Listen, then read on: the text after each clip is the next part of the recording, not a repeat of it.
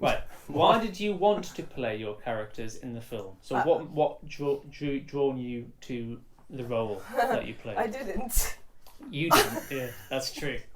That is very true. Well, I am the co-producer of the show, and tell us the story. And no, the two actresses that we cast beforehand had to drop out short notice. I'm very difficult to work with.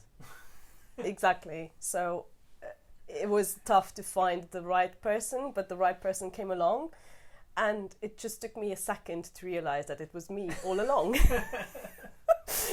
I'm glad that Carl there is nodding, you know. But no, basically I was still in Hungary and trying to produce this show from Hungary, and then Carl and Nige asked, well, you know, we seem to have a problem because we have another 3 to 4 weeks to go till the shoots. We need someone. Are you up for it? And I was like, yeah, sure.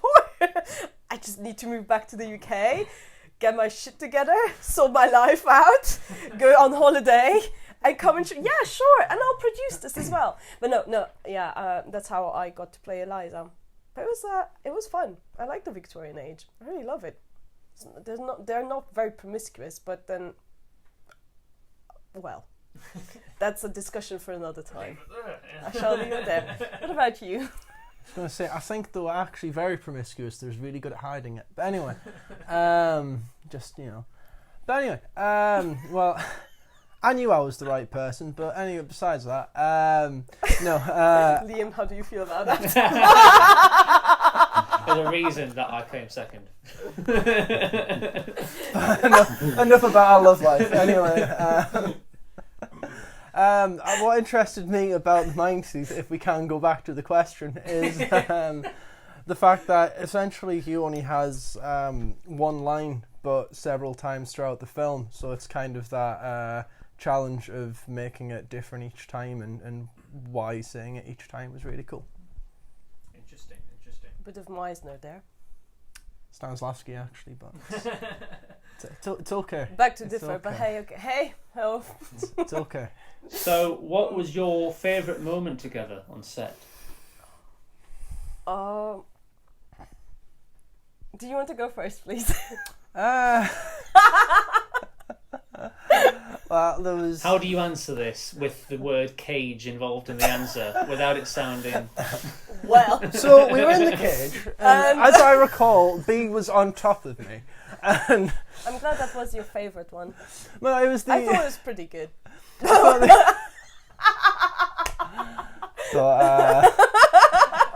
But that was not my favourite one. I thought it was the. I understand.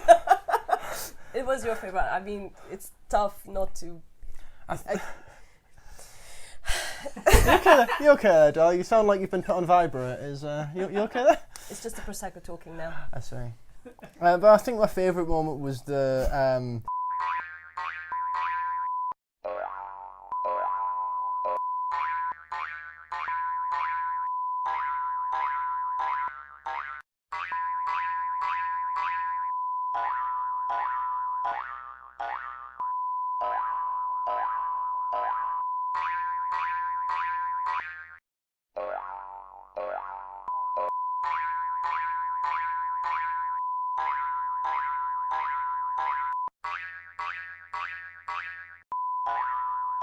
Favorite ones were actually the ones that we shot outside. I really enjoyed the entire atmosphere of it, you know, because it was like it was dark, it was cold, it was so bloody cold, and you could see, like, even when we were talking, the few lines that we had, you could see like your breath coming out, you know, and we had lots and lots of fog as well, and mist, and I mean artificial one, yeah.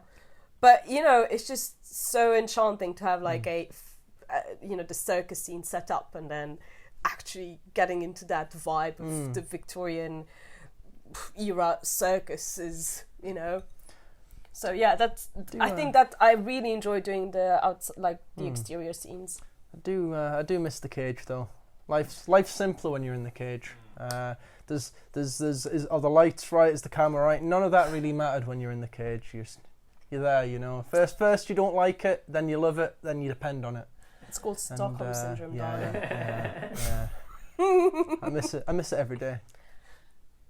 So, as the mind thief, Yeah. bring you out of the daydream of the cage there.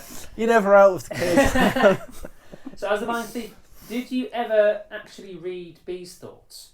And if so, what were they? As the mind thief, literally. Well, I'm curious to hear what you are going to say. trying to keep it PG, but it's just difficult with... do we have any of those bleepers? Because that'd be the easiest thing, but... We can censor them. Carry on. Yes. Well, I've dug myself into a hole.